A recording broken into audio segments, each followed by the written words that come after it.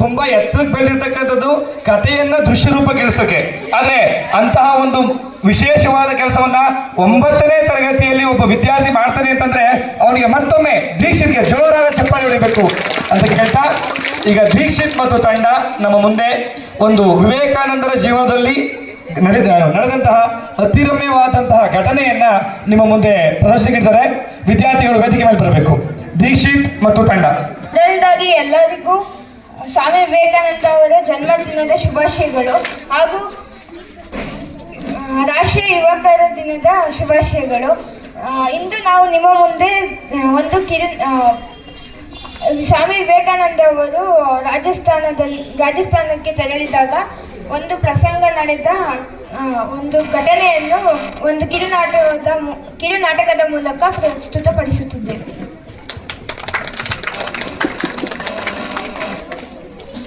ಒಂದು, ಸ್ವಾಮಿ ವಿವೇಕಾನಂದರು ರೈಲಿನ ಮೂಲಕ ರಾಜಸ್ಥಾನಕ್ಕೆ ತೆರಳಿ ರೈಲು ನಿಲ್ದಾಣದಲ್ಲಿ ಧ್ಯಾನದಲ್ಲಿ ಮಗ್ನರಾಗಿರುತ್ತಾರೆ. ಆಗ ಒಬ್ಬ ವ್ಯಕ್ತಿಯು ಅವರನ್ನು ಮಾತನಾಡಿಸಲು ಬರುತ್ತಾರೆ.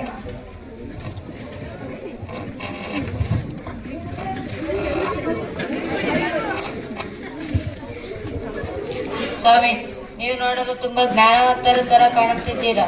ನನ್ನ ಸಮಸ್ಯೆ ಪರಿಹಾರ ನೀಡುತ್ತೀರಾ? ಹೇಳಪ್ಪ, ನಾನು ಪರಿಹಾರ ಹೇಳ್ತೀನಿ. ನನ್ನ ಮನೆಯಲ್ಲಿ ಯಾಕೋ ವಾತಾವರಣ ಸರಿ ಇಲ್ಲ.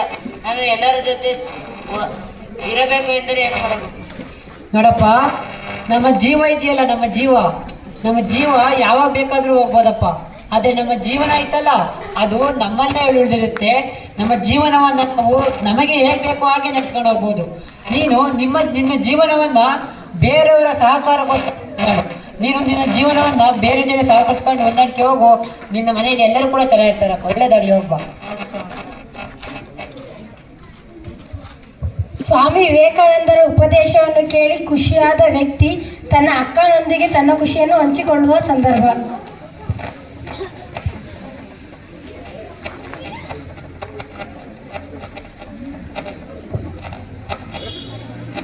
ಅಕ್ಕ, ಇಂದು ನಾನು ಒಬ್ಬ ಮಹಾಜ್ಞಾನಿಯನ್ನು ಭೇಟಿ ಮಾಡಿದೆ. ಅವರು ನನಗೆ ಜೀವನದ ದಾರಿಯನ್ನು ತಿಳಿಸಿಕೊಟ್ಟರು. ಹೌದೇನಣ್ಣ, ಅಂತಹ ಮಹಾಜ್ಞಾನಿಯ ಬಗ್ಗೆ ನಾನು ಸಾಕಷ್ಟು ಕೇಳಿದ್ದೇನೆ. ಅವರನ್ನು ನೋಡಲು ನಾನು ಇಚ್ಛಿಸುತ್ತೇನೆ. ಯಾರು ಆ ವ್ಯಕ್ತಿ?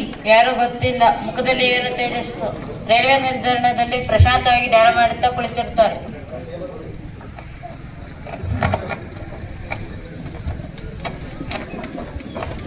ಈ ರೀತಿ ಸ್ವಾಮಿ ವಿವೇಕಾನಂದ ಅವರು ಜನಗಳ ಕಷ್ಟಗಳಿಗೆ ಪರಿಹಾರ ನೀಡುತ್ತಾ ಒಬ್ಬರಿಂದ ಒಬ್ಬರಿಗೆ ಇಡೀ ರಾಜ್ಯಾದ್ಯಂತ ಪ್ರಸಿದ್ಧರಾಗುತ್ತಾರೆ.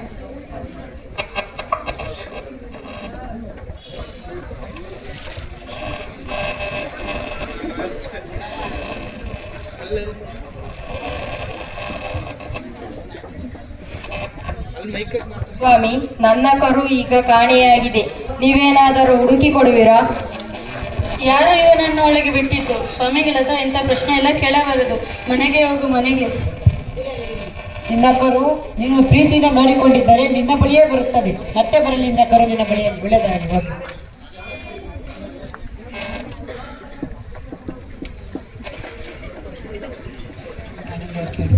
ನನಗೆ ಏನೂ ಕೆಲಸ ಮಾಡಲಾಗುತ್ತಿಲ್ಲ ಸ್ವಾಮೀಜಿ. ನನಗೆ ಇತ್ತೀಚೆಗೆ ತುಂಬಾ ಭಯವಾಗುತ್ತಿದೆ. ಇದಕ್ಕೆ ನೀವೇ ಉತ್ತರ ಕೊಡಬೇಕು ಸ್ವಾಮೀಜಿ. ನೀನು ಏನಾದರೂ ಶುರು ಮಾಡಿದೆಯಾ? ಏನೂ ಶುರು ಮಾಡಿಲ್ಲ. ನಿನ್ನ ಜೀವನ ಸಾಕಷ್ಟಿದೆ. ನಿನ್ನ ಜೀವನದಲ್ಲಿ ಮೊದಲು ಏನಾದರೂ ಒಂದು ಶುರು ಮಾಡು. ಆಗ ಅದು ಸಕ್ಸಸ್ ಆಗುತ್ತದೆಯೋ, ಅದು ಯಶಸ್ಸನ್ನು ಕಾಣುತ್ತದೆಯೋ ಇಲ್ಲವೋ ಎಂದು ಆಮೇಲೆ ನೋಡುವಂತೆ. ನೀನು ಫಸ್ಟು ಶುರುನೇ ಮಾಡ್ದಂಗೆ ಹೇಗೆ ಹೇಳ್ತೀಯೋ? ಏನಾದರೂ ನಿನ್ನ ಇಷ್ಟದ ಕೆಲಸವನ್ನು ಶುರು ಮಾಡಿ ನಂತರ ನನ್ನ ಬಳಿ ಬಾ. ಒಳ್ಳೆಯದಾಗಲಿ, ಹೋಗಿ ಮಗನೇ. ಆಯ್ತು ಸ್ವಾಮಿ. ಸ್ವಾಮಿ, ನನಗೊಂದು ವಿಚಿತ್ರ ಕುತೂಹಲ ಕಾಡುತ್ತಿದೆ. ಅದೇನೆಂದು ಕೇಳು ಮಗುವೆ. ದೇವರು ಯಾರು? ದೇವರು ಎಲ್ಲಿರುತ್ತಾರೆ ಎಂದು ದಯಮಾಡಿ ತಿಳಿಸಿ. ದೇವರು ಎಂದರೆ ಅದೊಂದು ಶಕ್ತಿ. ದೇವರು ಎಂದರೆ ಏನೂ ಇಲ್ಲ ಕಣಪ್ಪ. ದೇಹ, ವರ್ಣ, ರೂಪ ಇವ್ಯಾವು ಇಲ್ಲದವನೇ ದೇವರು. ದೇವರು ನಾವು ಮಾಡುವಂತಹ ಪುಣ್ಯದ ಕೆಲಸಗಳಲ್ಲಿ, ನಾವು ಮಾಡುವಂತಹ ಸತ್ಕಾರ್ಯಗಳಲ್ಲಿ ಅಲ್ಲಿಯೇ ಅಡಗಿರುತ್ತಾನೆ. ಹೋಗಿ ಮಗ. ನೆನಪೇ ಇಲ್ಲದ ಇಂದಿನ ಜನ್ಮ ಇತ್ತೆಂದು ಹೇಗೆ ಹೇಳಲು ಸಾಧ್ಯ? ನಿಜವಾಗಿಯೂ ಇರುವುದೇ ಸ್ವಾಮೀಜಿ? ಹೌದಪ್ಪ, ಆ ಜನ್ಮ ನಿಜವಾಗ್ಲೂ ಇರುವುದು. ಅದು ಹೇಗೆ ಅಂದ್ರೆ, ನೀನು ಬಾಲ್ಯದಲ್ಲಿ ಕೆಲವೊಂದು ಘಟನೆಗಳು ನಡೆದಿರ್ತವೆ, ಆದ್ರೆ ಅವೆಲ್ಲವೂ ಕೂಡ ನೆನಪಿದೆಯೇ? ಇಲ್ಲ ತಾನೆ? ಹಾಗಂತ ಆ ಬಾಲ್ಯವೇ ನಡೆದಿಲ್ಲ ಅಂದ್ರೆ ಅದು ಸರಿಯಾಗುತ್ತದೆಯೇ? ಇಲ್ಲ ತಾನೆ? ಅದೇ ತರ ಕಣಪ್ಪ, ಪುನರ್ಜನ್ಮ, ಹಿಂದಿನ ಜನ್ಮ ಕೂಡ ನಡೆದಿದೆ, ಆದ್ರೆ ಅವು ನೆನಪಿಲ್ಲ ಅಷ್ಟೇ. 2 ದಿನಗಳಿಂದ ಸ್ವಾಮಿ ವಿವೇಕಾನಂದರು ತನ್ನ ಬಳಿಗೆ ಬಂದ ಎಲ್ಲ ವ್ಯಕ್ತಿಗಳ ಕಷ್ಟವನ್ನು ಪರಿಹರಿಸುತ್ತಾ ಬೋಧನೆ ಮಾಡುತ್ತಾ ಮಧ್ಯದಲ್ಲಿ ತನ್ನ ಊಟ ತಿಂಡಿಯನ್ನೇ ಮರೆತು ಬೋಧನೆ ಮಾಡುತ್ತಿರುವುದನ್ನು ಕಂಡ ಅದೇ ರೈಲಿನಲ್ಲಿ ಕಸ ಹೊಡೆಯುತ್ತಿದ್ದ ಜಾನ್ ಮಾಲಿಕ್ ಹೇಳಿದ,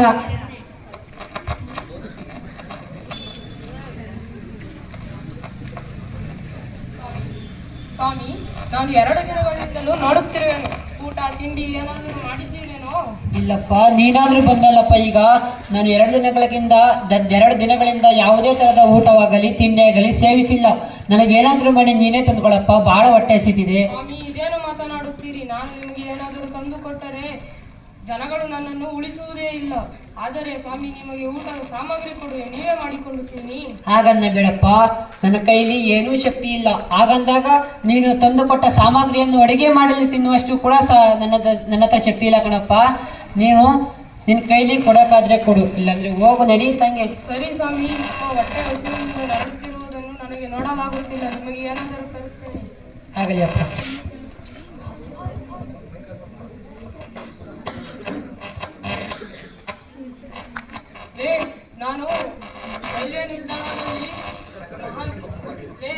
ರೈಲ್ವೆ ನಿಲ್ದಾಣದಲ್ಲಿ ಮಹಾನ್ ಜ್ಞಾನಿಗಳನ್ನು ಕಂಡೆ. ಅವರು ಪಾಪ ಹೊಟ್ಟೆ ಹಸುವಿನಿಂದ ನರಳುತ್ತಿದ್ದಾರೆ. ಅವರಿಗೆ ಏನಾದರೂ ಇದ್ದರೆ ಕೊಡು. ಹೌದಾ? ನಾನು ಅವರ ಬಗ್ಗೆ ಸಾಕಷ್ಟು ಕೇಳಿದೆ. ಅವರು ಒಬ್ಬ ಮಹಾಜ್ಞಾನಿಯಂತೆ. ಅಂತಹ ಮಹಾಜ್ಞಾನಿಗೆ ಅಡುಗೆ ಮಾಡಿಕೊಡುವುದು ನನ್ನ ಪುಣ್ಯ. ತೆಗೆದುಕೊಳ್ಳಿ.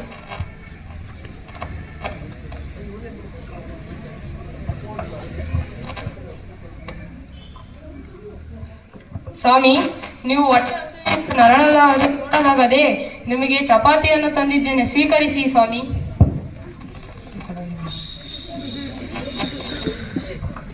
ಜಾನ್ ಮಾಲಿಕ್ ತಂದುಕೊಟ್ಟ ಚಪಾತಿಯನ್ನು ಸ್ವಾಮಿಗಳು ತಿನ್ನುತ್ತಾರೆ.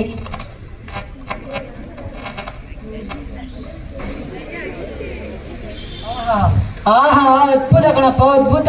ನನ್ನ ಜೀವನದಲ್ಲಿ ಇಂತಹ ಊಟವನ್ನು ನಾನು ಎಂದೂ ಸೇವಿಸಿಲ್ಲ ಕಣಪ್ಪ. ನಿನಗೆ ಅನಂತ ಧನ್ಯವಾದಗಳು ಕಣಪ್ಪ. ಆದರೆ ಸ್ವಾಮಿ, ಈ ವಿಷಯವನ್ನು ಯಾರಿಗೂ ಹೇಳಕೋಗಬೇಡಿ. ನಂದು ಭಾಷೆ ಕೊಡಿ. ಆದು ಕಣಪ್ಪ, ನಾನು ಯಾರ ಹತ್ರ ಕೂಡ ಈ ವಿಷಯವನ್ನು ಹೇಳುವುದಿಲ್ಲ. ಸರಿ ಸ್ವಾಮಿ.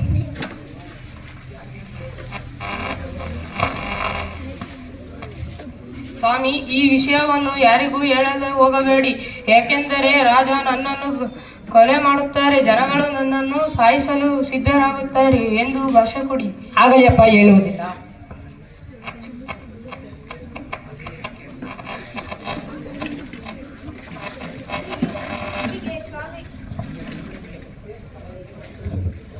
ಹೀಗೆ ಸ್ವಾಮಿ ವಿವೇಕಾನಂದ ಅವರು ತಮ್ಮ ಬೋಧನೆಗಳು ಮತ್ತು ತಮ್ಮ ಜ್ಞಾನದಿಂದ ಒಬ್ಬರಿಂದ ಒಬ್ಬರಿಗೆ ಪ್ರಸಿದ್ಧರಾಗಿ ಕೊನೆಗೆ ಆ ರಾಜ್ಯದ ರಾಜನಾದ ಕ್ಷೇತ್ರೀಯ ರಾಜನಿಗೆ ಈ ಸುದ್ದಿಯು ತಲುಪಿ ಆ ಕ್ಷೇತ್ರೀಯ ರಾಜನು ವಿವೇಕಾನಂದರನ್ನು ಕರೆಸುತ್ತಾರೆ.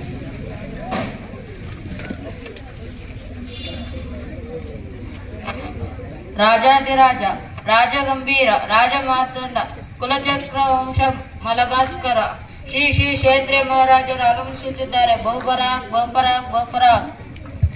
ಮಂತ್ರಿ, ಅದ್ಯಾರವರು? ನಮ್ಮ ರಾಜ್ಯಾದ್ಯಂತ ಪ್ರಸಿದ್ಧಿಯಾಗಿದ್ದಾರಲ್ಲ, ನಮ್ಮ ಪ್ರಜೆಗಳ ಎಲ್ಲ ಸಮಸ್ಯೆಗಳನ್ನು ಬಗೆಹರಿಸುತ್ತಿದ್ದಾರಲ್ಲ, ಯಾರ ಮಹಾಸನ್ಯಾಸಿ?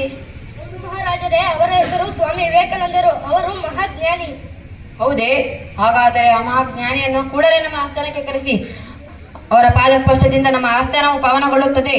ಮತ್ತೆ ಅವರನ್ನು ನೋಡುವ ಕುತೂಹಲ, ಹಂಬಲ ನಮಗೂ ಇದೆ. ಯಾರಲ್ಲಿ ಆ ಜ್ಞಾನಿಯನ್ನು ಕರೆದುಕೊಂಡು ಬನ್ನಿ.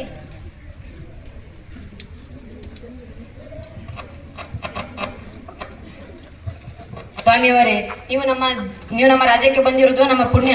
ಈ ಅವಕಾಶವನ್ನು ಸದುಪಯೋಗಗೊಳಿಸಿಕೊಳ್ಳಲು ಮತ್ತು ನನ್ನ ಜೀವನವನ್ನು ಸಾರ್ಥಕಗೊಳಿಸಿಕೊಳ್ಳಲು ನಿಮ್ಮ ಪಾದಪೂಜೆಯನ್ನು ಮಾಡಬೇಕೆಂದುಕೊಂಡಿದ್ದೇನೆ. ಇದಕ್ಕೆ ದಯವಿಟ್ಟು ಅವಕಾಶ ಮಾಡಿಕೊಡಬೇಕು.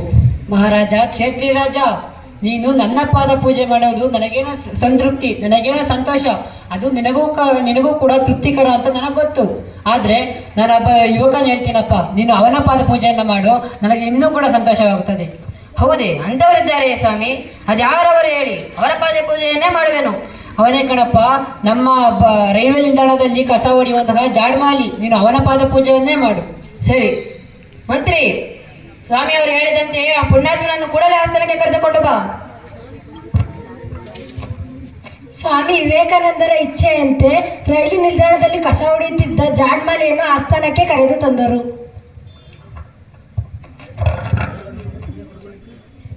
ಅಯ್ಯೋ ಬಿಡಿ, ನನ್ನನ್ನು ನಾನೇನು ಮಾಡಿಲ್ಲ ಸ್ವಾಮಿ. ನನಗೆ ಭಾಷೆ ಕೊಟ್ಟು ನೀವು ಮೋಸ ಮಾಡಿಬಿಟ್ಟರಾ? ಅಯ್ಯೋ ಹೆದರಬೇಡ ಕಣಪ್ಪ, ನಿಂಗೆ ಏನೂ ಮಾಡೋದಿಲ್ಲ. ನಿನ್ನಂತರಿಂದಲೇ ವಿವೇಕಾನಂದರಂತ ಮಹಾಜ್ಞಾನಿಗಳು ನಮಗೆ ಪರಿಚಯವಾದದ್ದು. ವಿವೇಕಾನಂದರ ಇಚ್ಛೆಯಂತೆ ನಿಮ್ಮ ಪಾದ ಪೂಜೆಯನ್ನು ಮಾಡಬೇಕಾಗಿದೆ. ಬನ್ನಿ ಕುಳಿತುಕೊಳ್ಳಿ. ನೋಡಿ ಸ್ವಾಮಿ, ಇವರೇ ರೈಲು ನಿಲ್ದಾಣದಲ್ಲಿ ಕಸ ಹೊಡೆಯುವ. ಬನ್ನಿ ಕುಳಿತುಕೊಳ್ಳಿ.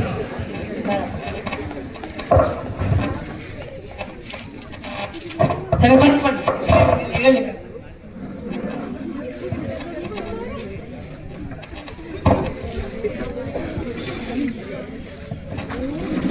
ಕಾಲ ನಡಿ ಸ್ವಾಮಿ.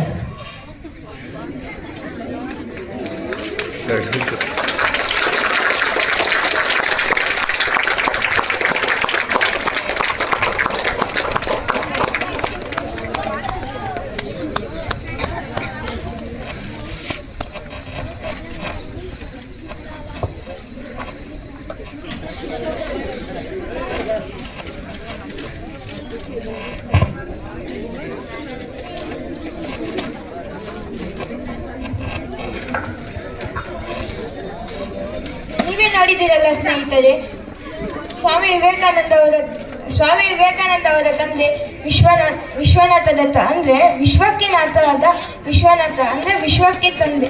ಅದೇ ರೀತಿ ತಾಯಿ ಹೆಸರು ಭುವನೇಶ್ವರಿ ಅಂದರೆ ಭುವನೇಶ್ವರಿ ಅಂದರೆ ಭೂಮಂಡಲಕ್ಕೆ ತಾಯಿ. ಅಂತಹ ತಂದೆ ತಾಯಿಯ ಮಡಿಲಲ್ಲಿ ಹುಟ್ಟಿದಂಥ ಮಗನ ವ್ಯಕ್ತಿತ್ವ ಎಂಥದ್ದು ಅಂತ ಈ ಕಿರು ನಾಟಕದ ಮೂಲಕ ನಾವು ತಿಳಿದುಕೊಳ್ಳಬಹುದು. ಧನ್ಯವಾದ. ಆಗಿತ್ತು ಅಂತಂದ್ರೆ ನಿಜವಾಗ್ಲೂ ಚೆನ್ನಾಗಿತ್ತಲ್ವಾ? ಜೋರಾಗಿ ಕ್ಲಾಪ್ಸ್ ಹೊಡಿರಿ ಮತ್ತೆ.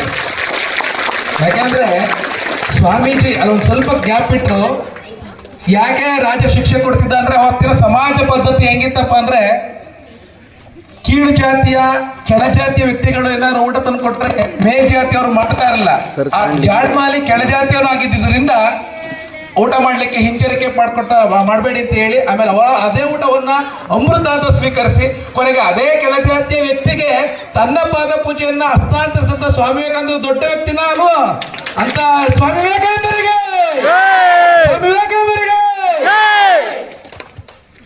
ದೀಕ್ಷಿತ್ ಮತ್ತು ಎಲ್ಲ ತಂಡದವರಿಗೆ ಜೋರ ಮತ್ತೊಮ್ಮೆ ಚಪ್ಪಾಳೆ.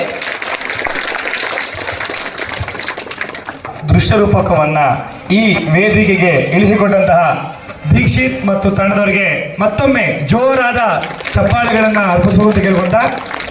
ಈಗ ಕಾರ್ಯಕ್ರಮದಲ್ಲಿ ಉಪಸ್ಥಿತರಿರ್ತಕ್ಕಂತಹ ಶ್ರೀ ರಂಗಪ್ಪನವರು ಕಾರ್ಯಕ್ರಮವನ್ನು ಕುರಿತು ಒಂದೆರಡು ಮಾತಾಡಬೇಕು ಅಂತ ಕೇಳ್ಕೊತಾ ಇದ್ದೀನಿ.